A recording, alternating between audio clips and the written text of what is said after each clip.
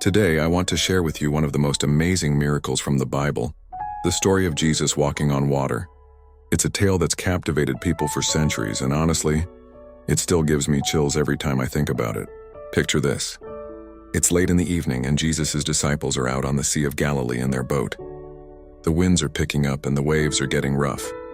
Jesus isn't with them. He'd stayed behind on land to pray in solitude. The disciples, many of them experienced fishermen, are struggling against the storm. Now, between 3 and 6 in the morning, what sailors call the fourth watch, something extraordinary happens. Through the darkness and the spray of the waves, the disciples see something that makes their hearts stop. A figure walking on the water coming toward their boat. Can you imagine their terror? They thought it was a ghost, but then they hear a familiar voice over the howling wind.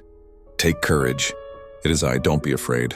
It's Jesus, literally walking on top of the water as if it were solid ground. Here's where it gets even more interesting. Peter, always the bold one, calls out, "Lord, if it's really you, tell me to come to you on the water." And Jesus simply says, "Come." Peter steps out of the boat. Just think about that moment of faith. And he actually starts walking on water too. But then he looks down, sees the waves, feels the wind, and fear creeps in. The moment he doubts, he begins to sink. "Lord, save me," he cries out. Immediately, Jesus reaches out and catches him, saying, "You have little faith, why did you doubt?" When they climbed back into the boat, the wind died down. The other disciples, witnessing all of this, were absolutely awestruck. They worshipped Jesus, declaring, "Truly, you are the Son of God." You know, this story isn't just about a miraculous walk on water. It's about faith, trust, and what happens when we keep our eyes focused on what matters instead of the storms around us. It's about having the courage to step out of our comfort zones and knowing that even if we falter, there's always a hand ready to catch us. Think about that.